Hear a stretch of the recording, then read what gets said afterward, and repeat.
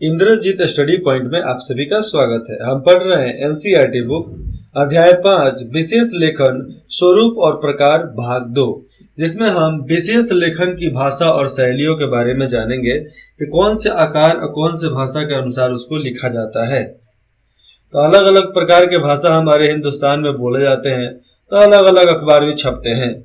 सामान्य लेखन का यह सर्वमान्य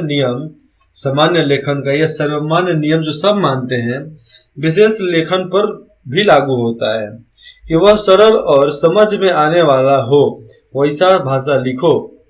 दरअसल विशेष लेखन का संबंध जिन विषयों और क्षेत्रों से है, उनमें से अधिकांश तकनीकी रूप से जटिल क्षेत्र है और उनसे जुड़ी घटनाओं और मुद्दों को समझना आम पाठकों के लिए कठिन हो जाता है। इसीलिए बोला जाता है कि आप ऐसा भाषा में लिखो जिस भाषा में सब कोई पढ़ना आसान समझे।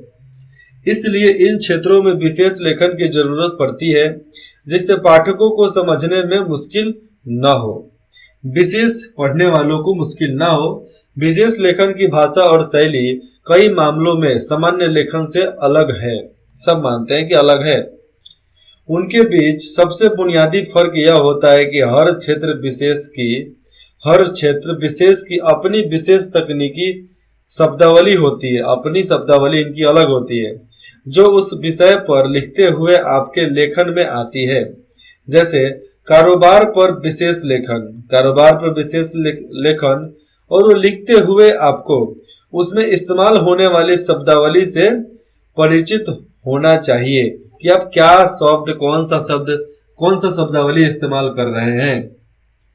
दूसरे, अगर आप उस शब्दावली से परिचित हैं, किसी भी शब्दावली से परिचित हैं, तो आपके सामने चुनौती यह होती है कि आप अपने पाठकों को भी उस शब्दावली से इस तरह परिचित कराएं कि उसे आपकी रिपोर्ट को समझने में कोई दिक्कत ना हो। मतलब आप किसी दूसरे शैली को लिख रहे हैं, तो उस शब्दावली, उस भाषा की जानकार परिचित उस पब्लिक को भी कराओ, उस पाठक को भी कराओ जो आपका रिपोर्ट पढ़ता है, क्योंकि उसको भी समझने में दिक्कत ना हो। मिसाल के तौर पर देखा जाए तो कारोबार, व्यापार से जुड़ी खबरों में आप अक्सर तेजरिया, मंडरिया मतलब तेज है, मतलब मंदा चल रहा है, अभी बकावली बाकी चल रहा है, बाजार दर, मुद्रास्फीति गिर रही है, बढ़ रही है, व्यापार घाटा हो रहा है, राजकोषीय घाटा हो गया, राजस्व घाटा, वार्षिक योजना, विदेश संस्थागत निवेश, एफडीआई, आवाक, निवेश, आयात, निर्यात जैसे शब्द आप पढ़ते होंगे हमेशा। इसी तरह सोने में भारी उछाल आ गया, चांदी लुढ़की, चांदी का दाम कम हो गया, या आवक बढ़ने से आवागमन करने मतलब ट्रांसपोर्ट सिस्टम, परिवहन, तो परिवहन के बढ़ोतरी की वजह से लाल मिर्ची की करवाहटी घाटी या शेयर बाजार में पिछले सारे रिकॉर्ड तोड़े। सेंसेक्स असामान्य पर आदि शीर्षक भी आपकी निगाहों से गुजरे होंगे। पर्यावरण और मौसम से जुड़ी खबरों के लिए उसे जुड़े खास शब्द, मसलन पश्चिमी हवाई आर्द्रता, टॉक्सिक कचरा जो बहुत ज्यादा लिक्विड वाला होता है, ग्लोबल वार्मिंग, तूफान का केंद्र, रुख आदि शब्दों की ओर भी आपका ध्यान गया होगा। खेलों में भी भारत ने पाकिस्तान को 4 विकेट से पीटा। चैंपियंस कप में मलेशिया ने जर्मनी के आगे घुटने टेक दिए आदि शीर्षक सहज ही ध्यान खींच सकते हैं कि भैया घुटने टेक दिए मतलब हार गए। ये मुहावरा हो गया, घुटने टेक दिए। विशेष लेखन की कोई निश्चित शैली नहीं होती है। विशेष लेखन का कोई निश्चित शैली के साथ लिख दिया जाए, ऐसा नहीं होता है। लेकिन अगर आप अपने बीट से जुड़ा कोई समाचार लिख रहे हैं, अपने क्षेत्र से जुड़ा कोई भी समाचार लिख रहे हैं, तो उसकी शैली उल्टा पिरामिड शैली होगी। उल्टा पिरामिड के जैसा लिखना है। लेकिन अगर आप समाचार फीचर लिख रहे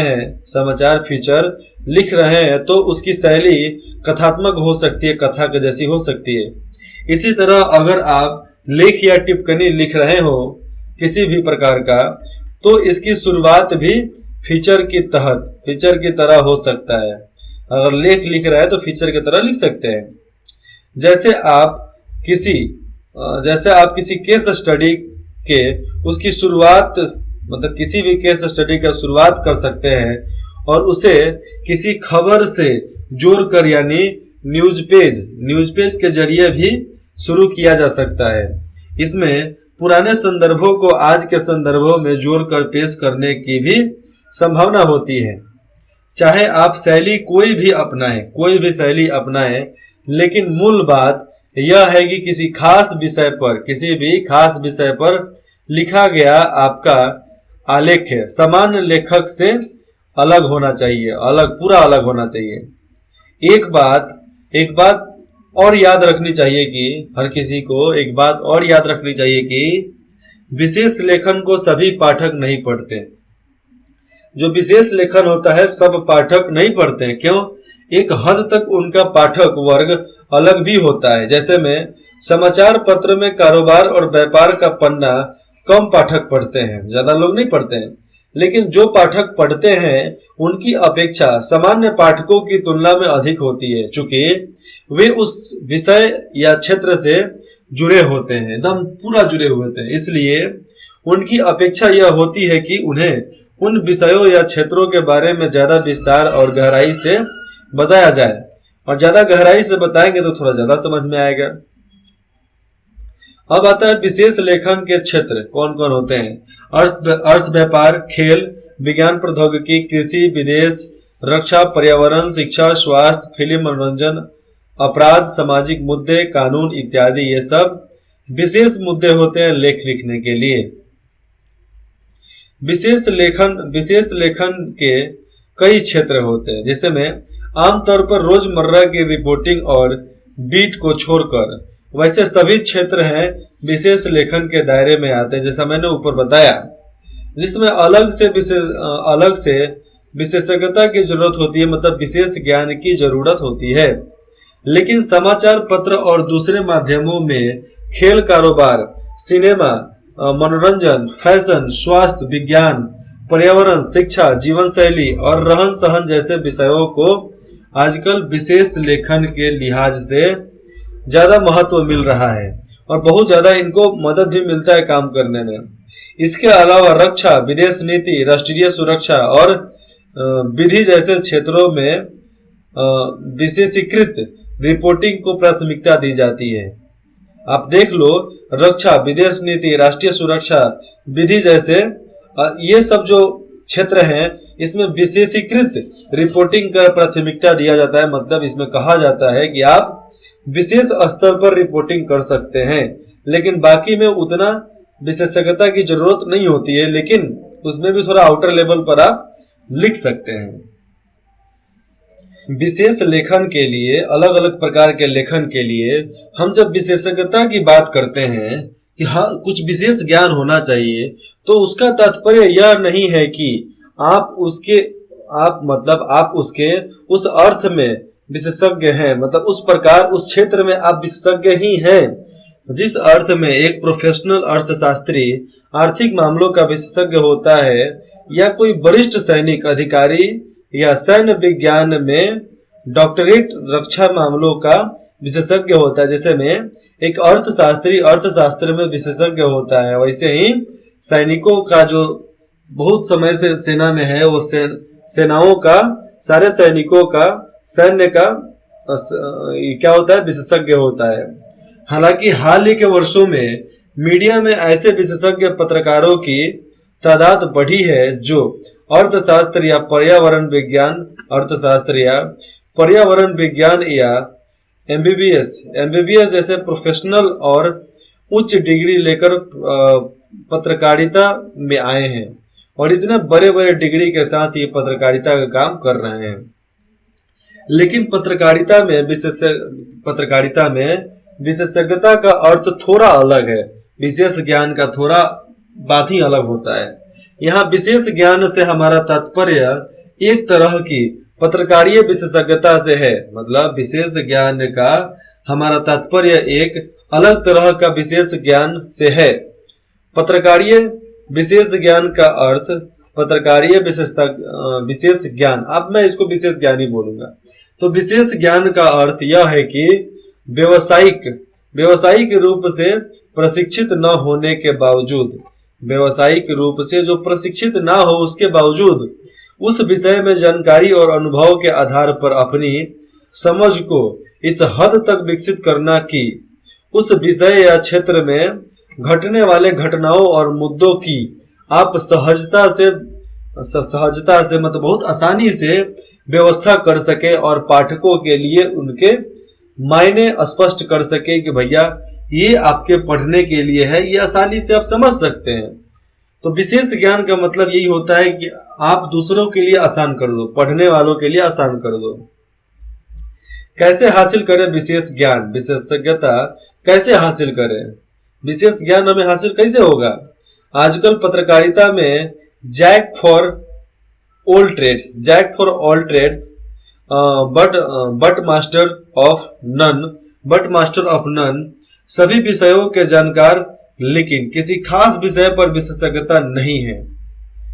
ननन की बजाय master of one, master of मतलब वो जंगलों के बारे में मास्टर, यानी किसी एक विषय में विशेषज्ञता जरूरी है, चाहिए ही चाहिए, की मांग की जा रही है कि एक सेक्टर में तो आप किसी ना किसी तरह से विशेषज्ञता में हो, आपको पूरी जानकारी हो, आपके पास विशेष ज्ञान हो।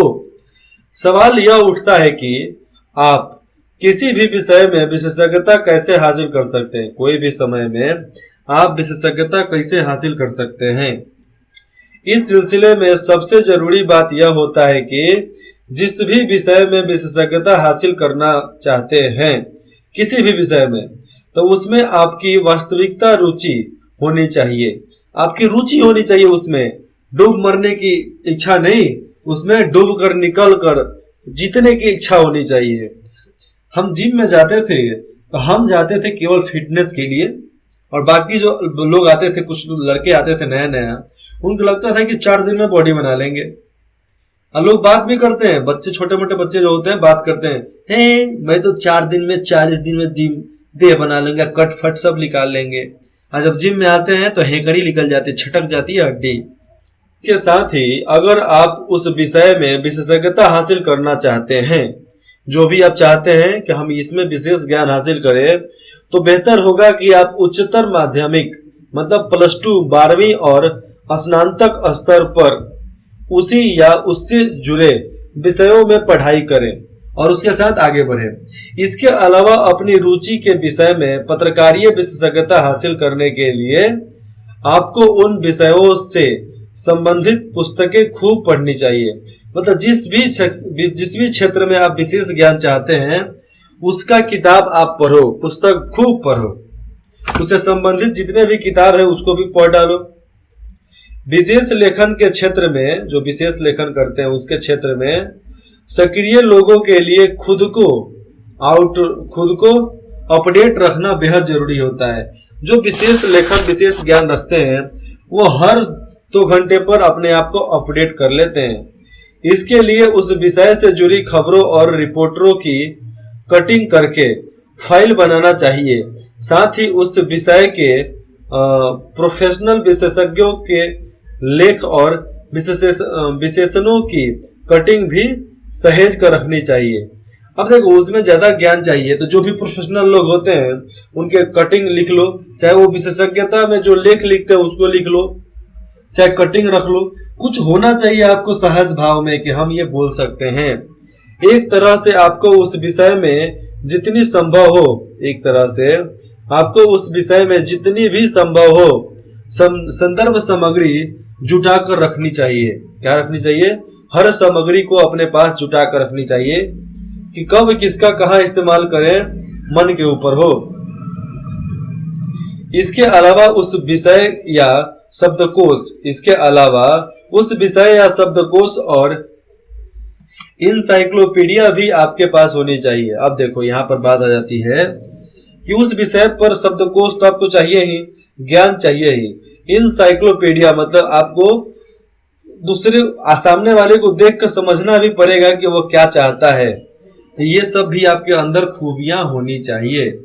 यही नहीं, जिस विषय में आप विशेषज्ञता हासिल करना चाहते हैं उससे जुड़े सरकारी और गैर सरकारी संगठनों और संस्थाओं की सूची उनकी वेबसाइट पर पता करें। जो भी संस्था है उस संस्था की सूची उसके वेबसाइट पर पता करें। टेलीफोन नंबर और उसमें काम करने वाले विशेषज्ञों के नाम और फोन नंबर अपनी डायरी में जरूर रखिएगा, क्योंकि ये जरूरी होता है। दरअसल एक पत्रकार की विशेषज्ञता कुछ हद तक उसके अपने सूत्रों और स्रोतों पर निर्भर करती है। कुछ पत्रकार जो है विशेषज्ञता उनकी किस चीज में होती है, कुछ हद तक अपने सूत्रों और स्रोतों पर निर्भर करता है कि भैया ये मिलेगा तो हमारे पास पूरा सबूत है, एविडेंस पूरा कंफर्म। जैसे अगर आप आर्थिक विषयों पर विशेषज्ञता हासिल करना चाहते हैं किसी भी मामले पर, और आपके पास परिचित अर्थशास्त्रियों और बाजार विशेषज्ञों के नाम और फोन नंबर हैं। देखो, आप किसी भी चीज से परिचित होना चाहते हैं, अर्थशास्त्रियों और बाजार विशेषज्ञों का नाम पता है, फोन नंबर पता है, तो आप उनसे बातचीत करके किसी घटना, फैशन या नीति के विभिन्न पहलुओं को समझ सकते हैं। अलग अलग पहलुओं को समझोगे तो अलग अलग आपको सीखने को मिलेगा। उसके निहितार्थ जानने की कोशिश कर सकते हैं, मतलब उसके बारे में जानने की कोशिश कर सकते हैं, और बहुत ज्यादा कोशिश कर सकते हैं, क्योंकि जितना जानोगे उतना ही बोलोगे, नहीं जानोगे कहां से बोलोगे। इसलिए जानो फिर बोलो, नहीं तो लिख लोड़ा पर पत्थर बैलो जैसी कहानी हो जाएगी। इस तरह आप अपनी रुचि के क्षेत्र या विषय में विशेषज्ञता विकसित कर सकते हैं। जिस फील्ड में आपको रुचि हो, जिस क्षेत्र में रुचि हो, उसके अनुसार आप विशेष ज्ञान हासिल करके पत्रकारिता कर सकते हैं, चाहे कोई भी काम कर सकते हैं। लेकिन एक बात अवश्य याद रखनी चाहिए कि विशेषज्ञता एक दिन में नहीं आती, सालों सालों का प्रैक्टिस होता है, वर्षों वर्षों का प्रयास होता है। विशेषज्ञता एक तरह से अनुभव का पर्याय है, मतलब अनुभव का कारण है, मतलब कर्म है कि हम उसको आगे बढ़ाएंगे। उस विषय में निरंतर दिलचस्पी और सक्रियता की आपको विशेषज्ञ बना सकती है। अगर उसमें निरंतर दिलचस्पी रखते हो, सक्रियता से काम करते हो, तो आपको विशेषज्ञ बना सकती है और बनाएगी। कहे कि जिस चीज में आप समय देते हो वो चीज आपके लिए समय देता है, चाहे बना देगा। जैसा कि हम पहले चर्चा कर चुके हैं, विशेष लेखन का दायरा बहुत बड़ा है। विशेष लेखन का जो दायरा है बहुत बड़ा है और इसके कई पहलू हैं, इसके अनेकों प्रकार के पहलू हैं। हम यहाँ हर एक क्षेत्र के बारे में अलग अलग चर्चा करने के बजाय कुछ चुनिंदा क्षेत्रों में विशेष लेखन की बारीकियों और उसकी शैली पर चर्चा करेंगे। कुछ चुनिंदा क्षेत्र है जिसके बारे में हम उसकी बारीकियों और शैली पर चर्चा करेंगे कि कौन सा क्या कैसे कैसे हो सकता है। तो पहल का आता है कारोबार और व्यापार, कारोबार या व्यापार। तो चलो मैं कारोबार के बारे में बताऊं। पहले, अगर आप रोज समाचार पत्र पढ़ते हो तो आपने ध्यान से देखा होगा कि समाचार पत्र में कारोबार और अर्थ जगत से जुड़े खबरों के लिए अलग से एक पृष्ठ होता है। कुछ अखबारों में आर्थिक खबरों के 2 पृष्ठ प्रकाशित होते हैं। यह कहा जा सकता है कि गलत नहीं है, गलत नहीं होगा कि समाचार पत्रों में अगर आर्थिक और खेल का पृष्ठ न हो तो वह संपूर्ण समाचार पत्र नहीं माना जाएगा। जिसमें आर्थिक और खेल के लिए जगह नहीं हो, पेज नहीं हो, तो पूर्ण समाचार पत्र नहीं माना जाता है। इसकी वजह यह है कि अर्थ यानी धन हर आदमी के जीवन का मूल्य आधार है। अर्थ यानी धन हर आदमी के जीवन का मूल्य आधार है। अर्थ भी चाहिए, धन भी चाहिए, जमीन भी चाहिए, इज्जत भी चाहिए, सम्मान भी चाहिए, धन भी चाहिए। हमारे रोजमर्रा के जीवन में इसका खास महत्व है। हम बाजार से कुछ खरीदते हैं, सब खरीदते हैं, बैंक में पैसे जमा करते हैं, सब करते हैं, बचत करते हैं, हाँ, किसी कारोबार के बारे में योजना बनाते हैं या कुछ भी ऐसा सोचते या करते हैं जिसमें आर्थिक फायदे, नफा नुकसान आदि की बात होती है, तो इन सब का कारोबार और अर्थ जगत से संबंध जुड़ता है। जैसे में ये लोग सब साथ मिलकर काम करते हैं तो इन लोगों का संबंध जुड़ता है। यही कारण है कि कारोबार, व्यापार, अर्थ जगत से जुड़ी खबरों में काफी पाठकों की रुचि होती है, पाठक खूब पढ़ते हैं। अब आते हैं यहाँ पर गतिविधि। 2 अखबारों में कारोबार और अर्थ जगत के पृष्ठ को ध्यान से पढ़िए। उसमें प्रकाशित खबरों की एक सूची बनाइए। उन खबरों की भाषा में इस्तेमाल शब्दों की भी एक सूची बनाइए। आर्थिक विषयों पर प्रकाशित टिप्पणियों और विश्लेषणों को ध्यान में रखिए। इन सब के आधार पर 200 शब्दों में एक रिपोर्ट तैयार कीजिए और बताइए कि आर्थिक विषयों पर लेखन अन्य प्रकार के पत्रकारीय लेखन से किस प्रकार अलग है।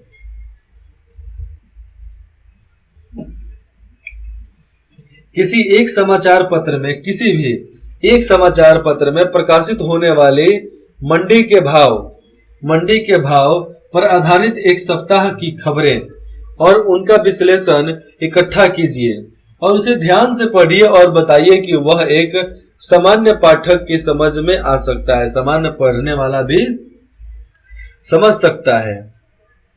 आप अक्सर सुनते होंगे कि शेयर बाजार का सेंसेक्स इतना चढ़ गया है, इतना ऊपर चला गया है कि नीचे गिर गया है।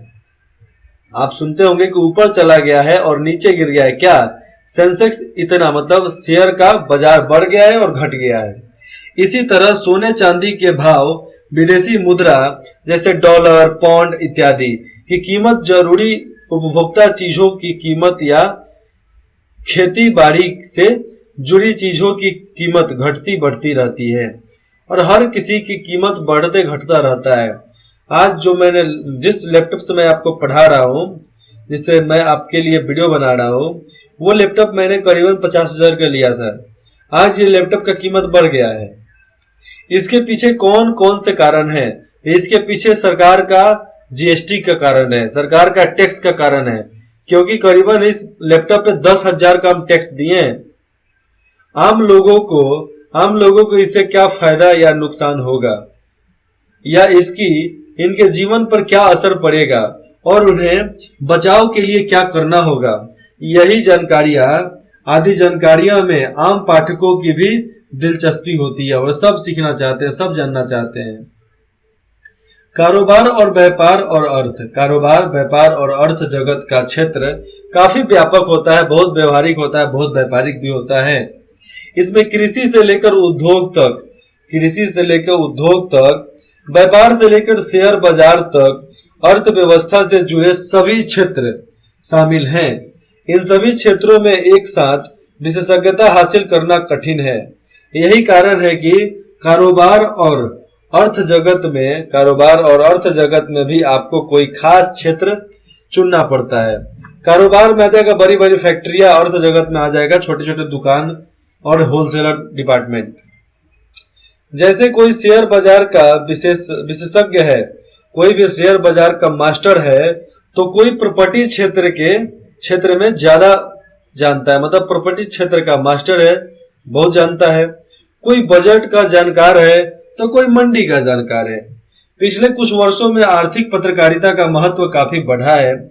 ऐसा इसलिए क्योंकि देश की राजनीति और अर्थव्यवस्था के बीच रिश्ता गहराता गया है और खासकर आर्थिक उदारीकरण और देश में खुली अर्थव्यवस्था लागू होने के बाद से अर्थव्यवस्था में व्यापक बदलाव आया है, बहुत ज्यादा बदलाव आया है।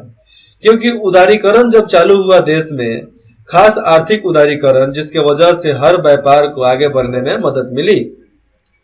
राजनीति भी इससे अछूत नहीं है। वैसे भी अर्थनीति और राजनीति के बीच गहरा रिश्ता होता है, क्योंकि अर्थनीति के वजह से ही राजनीति टिकती है। इसलिए एक आर्थिक पत्रकार को देश की राजनीति और उसमें हो रहे बदलाव की भी जानकारी होनी चाहिए कि हम कैसे उसके बारे में तख्ता पलट कर सकते हैं। आर्थिक मामलों के